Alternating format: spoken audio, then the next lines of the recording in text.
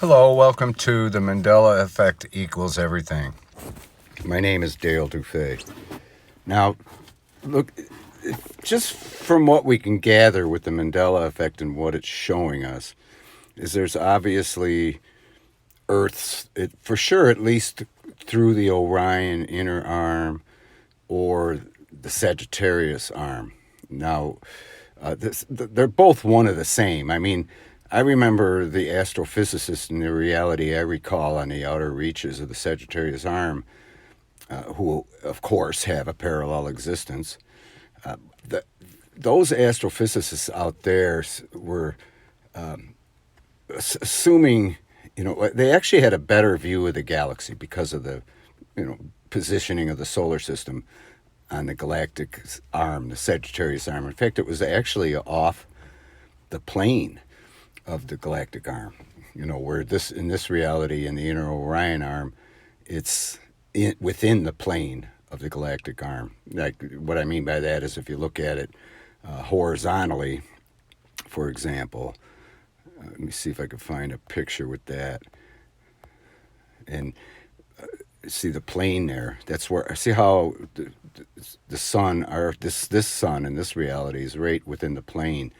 The reality I recall, it was outside the plane. So those astrophysicists, the astrophysicists in that reality, had a much better view of the galaxy. And you could, the Sagittarius arm was complete from the galactic center.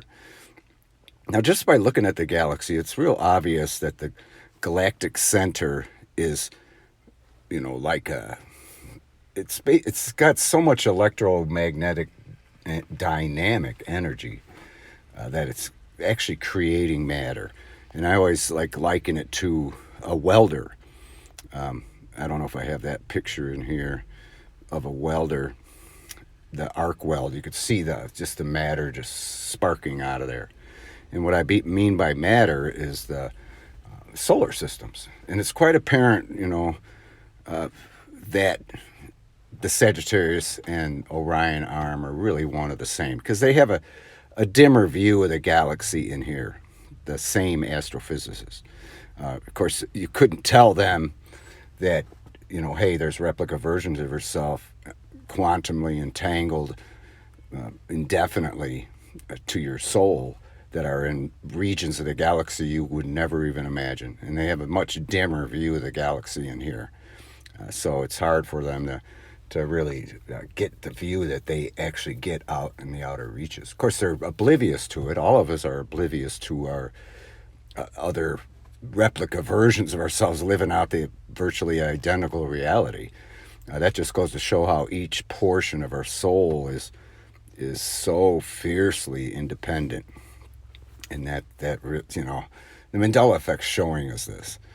So basically the point I'm getting at is obviously there are solar systems within the galactic arm, Sagittarius arm, inner Orion arm, that have Earths orbiting, within them. So, the Mandela Effect showing us this. And the fact that the Earth that was on the outer reaches is much, much larger than the one here in the inner Orion arm. It just seems to indicate that quite obviously the Earth's and all the solar systems started from the galactic center, and they probably came out fully formed. Of course, Earth was in Pangea, but the fact is they obviously came from the galactic center. It's not like the galaxy is, captured the solar system. Again, the Mandela Effect's revealing there are many, for sure, in the Sagittarius arm. I'm assuming that they're in every galactic arm. I'm assuming that the entire galaxy is full of reality. Basically, us. We are part. We're more galactic than we know. We are the only show in the galaxy. And that's what the Mandela Effect's obviously revealing, and it's really remarkable, because I recall visiting realities that I have always lived in, where the Earth was in, a totally different location in the Milky Way galaxy as to where it is now, but yet close to this one. So there's probably, practically every star you see up there, no doubt has Earths orbiting them. Just imagine that for a minute. But they obviously came from, and then everything else, of course, that we see in the galaxy is in every reality as well, like the constellations. I like to say from atoms to constellation is there's a parallel existence. And we see, we're going to see the constellations in every reality. They're going to be different, of course, and maybe in a slightly different location, but for the most part, they're the same, like everything. Even though these Earths are vastly smaller, and because of that, the geography is much different. They're still, the Earths are all unusually similar in appearance to one another. So there's, that's a fascinating thing. But to me, it's proving that the expanding Earth theory is correct. It's also proving that all matter in the galaxy is created from the center, and the galaxies eventually calve. They don't collide. I think it's hilarious that they assume they collide, but that's because of the Big Bang theory that they have to follow, which has been debunked. And again, remember one of the main words in that name is theory. It's just a theory. And obviously they're wrong, and Mandela Effect's revealing it. The galaxies don't collide, they calve. Because they have actual photographs of them, so-called colliding galaxies. But it's always interesting to note that in every picture, one of the galaxies is much, much smaller, and it seems to be, in their mind, hitting a galactic arm and intertwining. But the reality is doing exactly the opposite. They're smaller simply because they got calved from a galactic arm. It's quite obvious. So, not only are the Earths expanding and growing as they age, they are also venturing out the galactic arm because the galaxy's not taking a break. The galactic center's obviously still very dynamic. It's not a supermassive black hole. Again, it's quite the opposite. And that's what I've found in life is everything's backwards in these realities. Inverted realities is what they are. Everything's backwards. So it's not a black hole not devouring the galaxy. If it was, it would have done it by now. So it's obviously a white hole that's generating matter all the time. And it's not taking a break. Let me go into this other album I have here and show some other pictures. Maybe hit the albums here, but it's not taking a break. It's constantly. See, I have this one titled "New Earth," but maybe I'll do this one, the Mandela Effect. But it's not, taking a break. The galaxy. It's always constantly creating. That's why it has to calve, because it gets so large that it has to, calve. And it makes so much sense. And of course, this takes eons to happen. I mean, beyond our comprehension. And of course, the growth of the Earth is infinitesimal. We don't see it in our lifetimes or anything like that. But the amazing thing is to realize, okay, when did creation start? Maybe millions of years ago or whatever, when humans were created. Who knows how long ago that was? But anyway, there was a creation point, and each creation point, in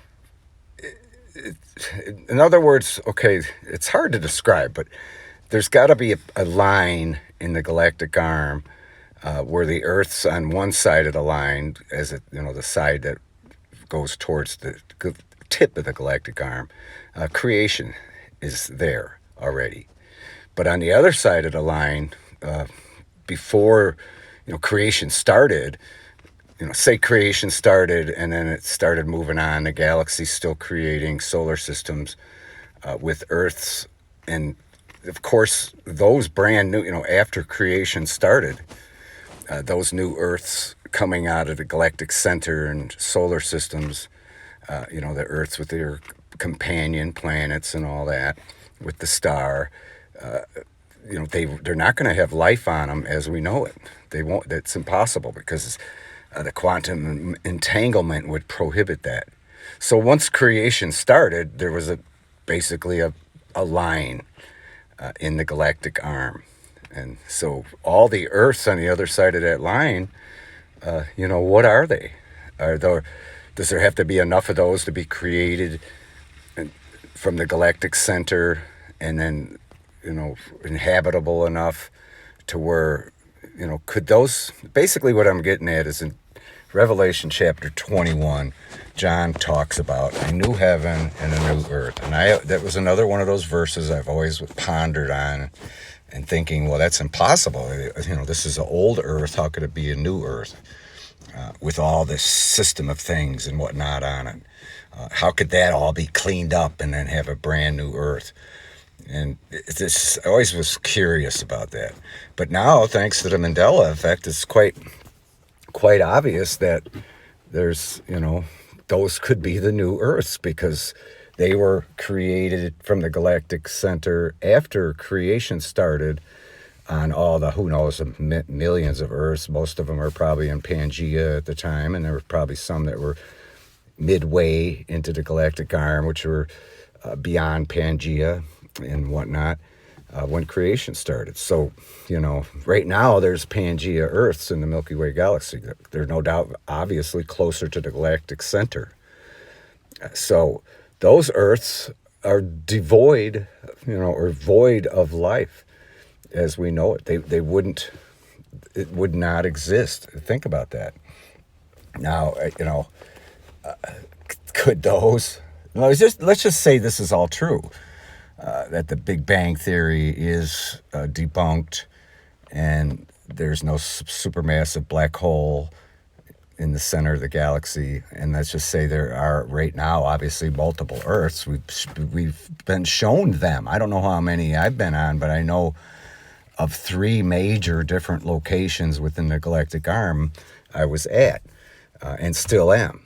It's amazing. But that's basically just, what is it showing us? It's showing us that there's a multitude of Earths in the Milky Way galaxy.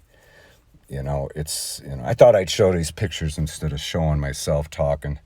I have to always put in impose these pictures and stuff in the video shop, and it just saves a little time talking while I'm doing this.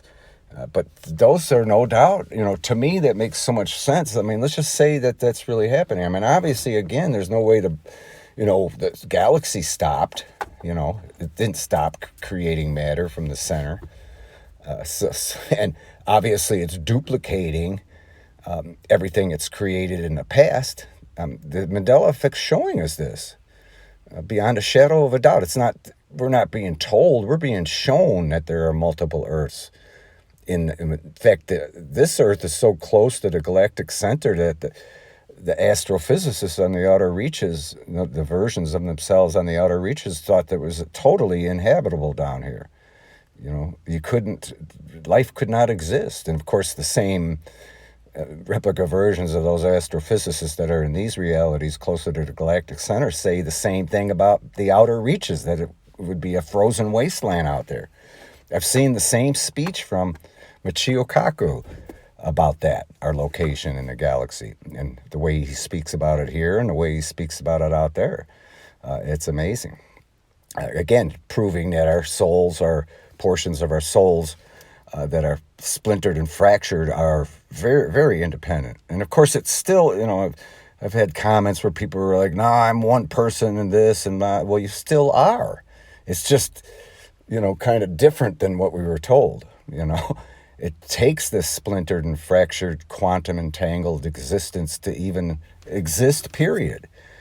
So it's amazing, when you think about it. I mean, but again, I'm not, to me it seems obvious, but that doesn't mean it's right. But, let's just say it's true. Let's just say that our soul, all of our souls are very ancient, by the way. It's quite obvious. Again, I always refer to Revelation, where it talks about the book of life, how we'll be judged. No doubt each chapter in that book is an existence and a reality. from a previous existence. Who knows how many previous existences we've had? We always get rebirthed and start with a new clean slate, so we have no idea what our previous existences were. But it's quite obvious that it would be like when they're talking about opening the book of life and being judged. Now, it would be unfair if there was a soul that wasn't, near as old as yours, let's say, being judged equally with you. It would be unfair. That's why it basically, I always look for I think the Bible is just that, a book of clues, little ones. But that basically the judging, opening the book of life and being judged, it wouldn't be fair unless everybody's soul was the same age. In other words, ancient.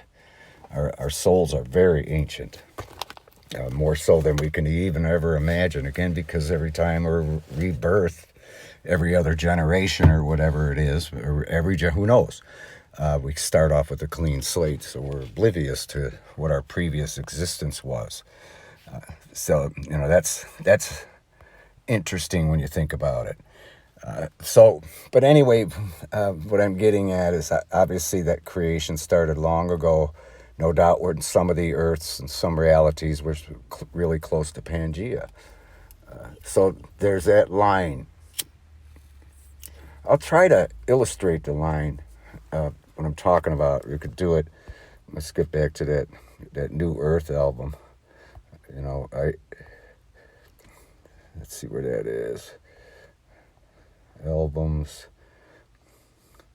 I try to, like I said, do this for, just for illustrating purposes.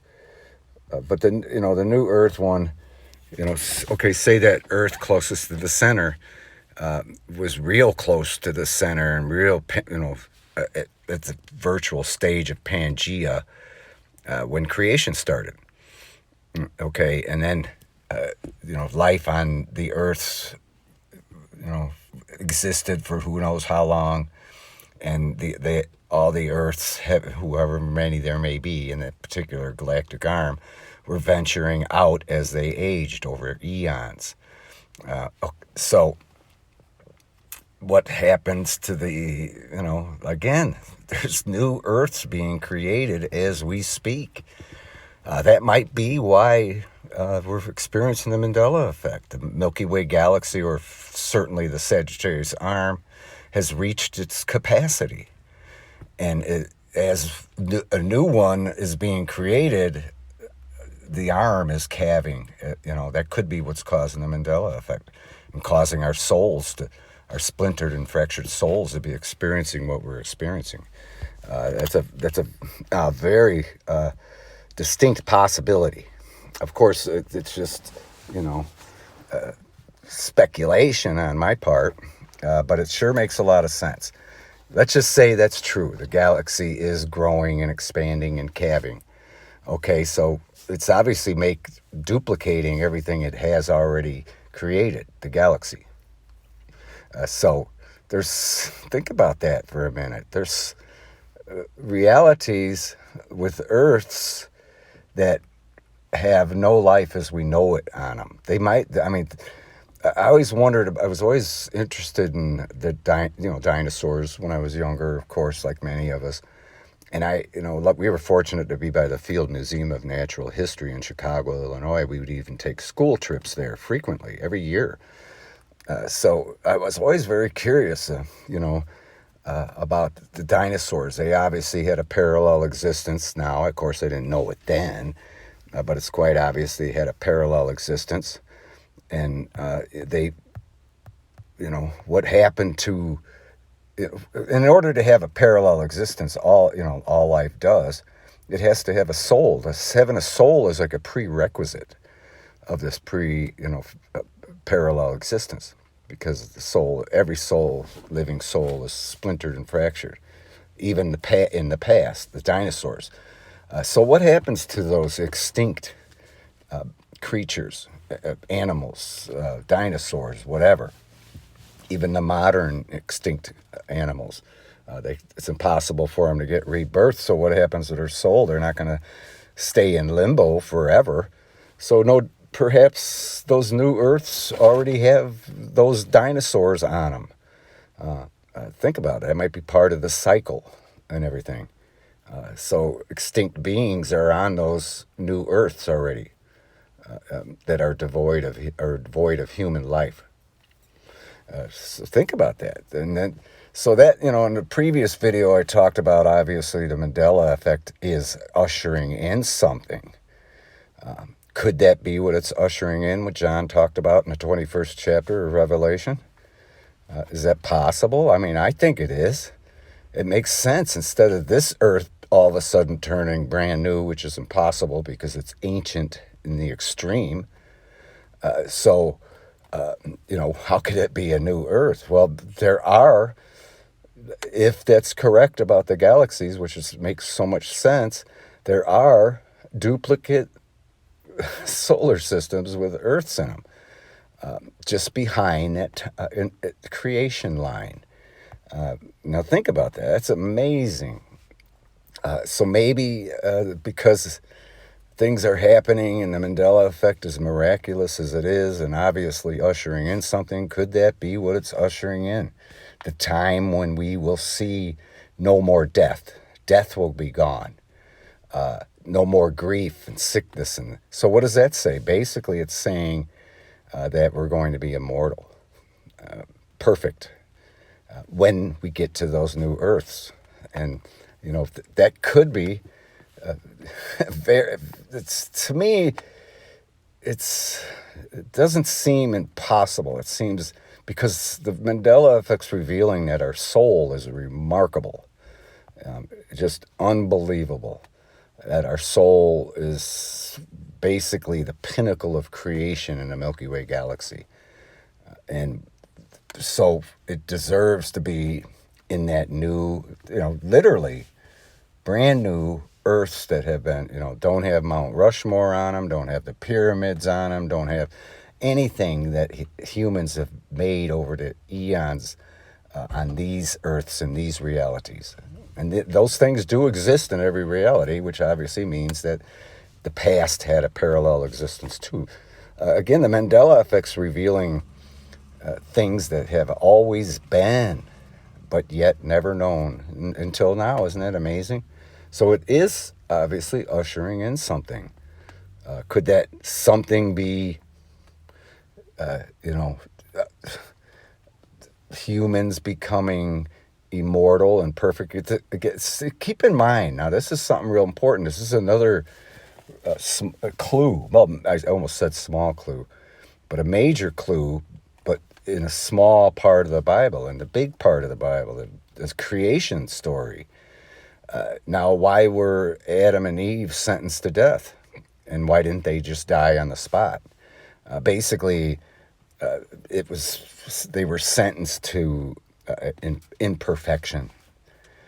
And then, because humans lived a long time back in those days, when they were closer to perfection, hundreds of years in some cases. And it's just been getting less and less and less. And so, in other words, it's quite apparent because of that small clue about, hey, you're going to be you're sentenced to death. Well, how could you be sentenced to death if you're already going to die? And they didn't die right on the spot. They lived to be hundreds of more years beyond that. They were forbidden to go in the Garden of Eden and whatnot, but they still lived on, and their souls lived on. In fact, their souls are out and about right now. One of us could be Adam or Eve's soul. Think about that. But everybody's been rebirthed. Nobody's exempt from it. Nobody. In fact, maybe even Jesus wasn't exempt from it. That's why he is going to return. He's probably, who knows how many times he's walked the earth after the first century. Perhaps none, or perhaps waiting to be reincarnated into one of us. Think about that. I mean, it's just really fascinating. So, in other words, the point I'm getting at is, from the beginning, when we were created human beings, we were meant to be perfect and immortal. Think about that. And obviously, that's what perhaps the Mandela Effect is ushering in immortality and indeed new Earths. I'm certain that they're probably say, let's just put a finite number just for an example on how many soul portions we have. Let's just say we have, just to keep it simple, let's just say we have 1,000 of them.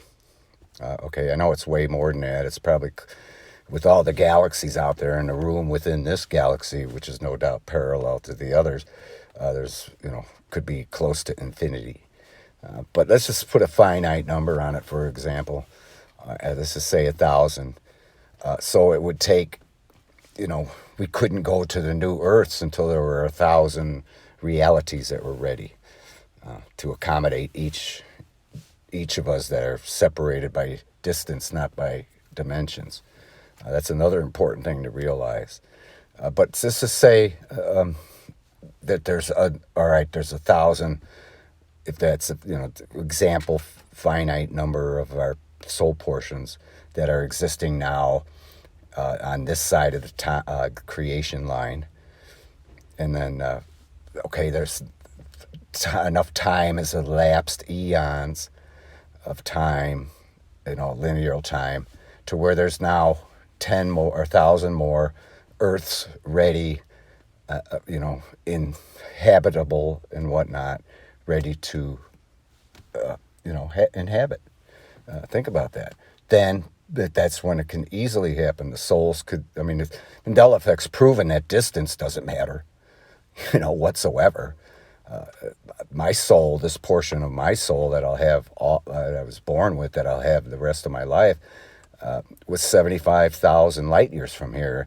And I went into another replica version of myself, 75,000 light years away in a blink of an eye. So in a blink of an eye, we can wind up over there in the new realities, where we'll all of us, even those that are not affected with the Mandela Effect, all life will have another opportunity, especially, this is all really centered around humanity. They'll have another opportunity, to prove themselves. And then that's when the second death will come. And it'll probably be when souls, after they've been given ample chance to redeem themselves and live in harmony with others. That's what the second death is talking about in Revelation. And I think the 21st chapter even starts getting into that, in the 20th chapter and whatnot. But it's interesting. So that won't happen after the 1,000-year reign. Maybe the 1,000-year reign will be on those new Earths, or that won't happen till after the 1,000. It's hard to tell, but or maybe we're at the end of the 1,000-year reign. Who knows? But the thing is to me now, that verse, in chapter 21, where it says there'll be a new heaven and a new earth, is literal. And of course, heaven being another thing the Mandela Effect's revealing is that even heaven is parallel. So, maybe, who knows if those verses could have been in plural, but they didn't translate it that way, because nobody knew about the earths being plural until the Mandela Effect came around. It's just, when you think about that, and things start being more plausible, honestly, because the Milky Way galaxy is not taking a break, and it's constantly creating duplicate realities, and by that I mean solar systems and everything around them. Keep in mind the distances in the galaxy is vast. They don't even really know how big this galaxy is. They pretty much do on the outer reaches, and I can't remember what it was, but here they believe it's at least 200,000 light years across. I believe it to be much bigger than that. We're talking inconceivable vast distances. There's plenty of room for all this to be going on, and plenty of space between realities, to the point where we'd never be able to visit one another. And even if you did and could do that and had the technology to go to another reality, you just wind up kind of like what's happening with the Mandela Effect in another reality. And you'll never find your duplicate because they went off and did the same thing you did. And they're going to just replace your missing, your lack of presence in one reality because you physically took off to another. So it's just basically going to be the same thing. Same thing when they're trying to pick up radio signals and things like that. They're just going to constantly be as though they're coming back at them. And when they send probes to these other exoplanets, which are no doubt Earths with us on them, they're going to just come back or appear to come back because they're coming from another reality, and they're going to be virtually identical as far as construction and timing and whatnot of the launch, and they're just going to be perplexed. They might notice a different construction in the probe, slightly different here and there, and won't be able to make sense of it. So it's something we'll never be able to do is stand next to a replica version of ourselves. Not because it's in another dimension, it's because it's way too far away. I mean, even 1 light year is trillions of miles, it's just inconceivable vast distances we're talking about here. So behind that creation line, there's no doubt ready back there for us to endure, I almost said endure, but it's not. It's, according to Revelation, it's supposed to be incredible. And no more tears, no more pain, no more crying, no more death. That's a key word there, no more death. So what does that mean? That means we're going to be in perfect physical human form and immortal, literally. Think about it, just like it was intended to be. And I'm sure the creator of us and life on Earth intends it. He's not going to just say, wash their hands of it. I almost said his. I honestly believe that the creator is both male and female, because they don't need to reproduce. Only life on Earth can reproduce, and that's something even angels can't do. That's why these realities were meant to be really incredible, and I'm sure they're gonna be again.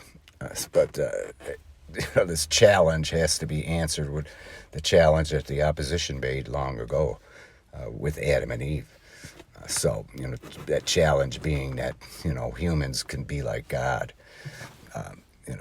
It's just amazing when you think about it and look at it from a different angle. And the Mandela Effect's allowing us to do that. Again, to me, this really seems plausible and very feasible, as opposed to this Earth suddenly, instantly transforming into a brand new Earth. Clean from any scarring and mining and things that humans and human activity over the centuries and millennia. This is just would be amazing. No bridges, no dams, no monuments, nothing. It'll be all just brand new, clean, fresh, ready to go, with us being immortal. Think about that.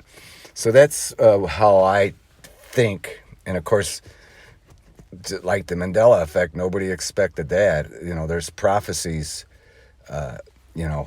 here and there, but I'm certain that Revelation 10:7 is the Mandela Effect, or what it's revealing is chapter 10, verse 7 in Revelation. Even verse 6 talks about there'll be no more time. Now, some could take that as, the time is coming up and there's not much time left when these things happen. But in some verses, if you look real carefully, even the King James, it talks about how, in verse 6, chapter 10 of Revelation, about how, you could kind of get the impression that there won't be such a thing as time. And I discussed that in the last video, how the Mandela Effect's revealing that time is irrelevant. And we have to remember, of course, that it was human beings that invented time.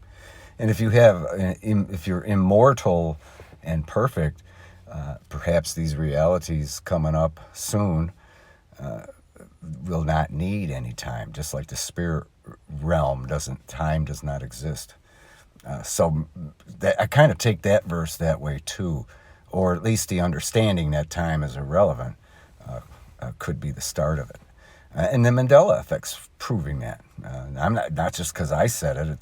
To me, it's real obvious. And the only reason I say that is because each Earth has its own calibrated time because of its size. So if time was relevant, then it would be identical in every reality and important. Again, it is important, and it's only because we have a finite existence. We're mortal. So you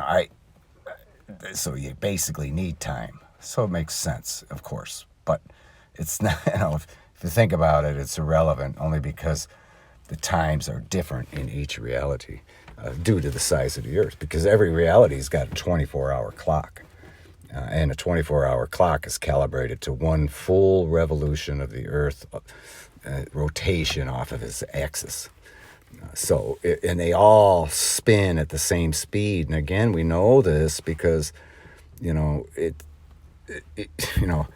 even that's what's great about the science actually proves and knows, I should say, that everywhere within the galaxy, it's the same speed. The spin of the galaxy off its galactic center is identically the same. I mean, it totally defies Kepler's laws of dynamics, but it's a fact. So what does that tell us? That the planets within the galaxy, are identical speed off their axis, like the Earth. It's always going to go the same speed. So if it's smaller, then it's the full revolution is going to take a lot less time, linear time. Again, linear time is created by humans. It's not something that's automatic and needs to be there. It's something that's irrelevant. Mandela Effect's proven it. So, because the times are different on each Earth, human calibrated time, because of the size. Of course, could be. This Earth is 12,800 miles from.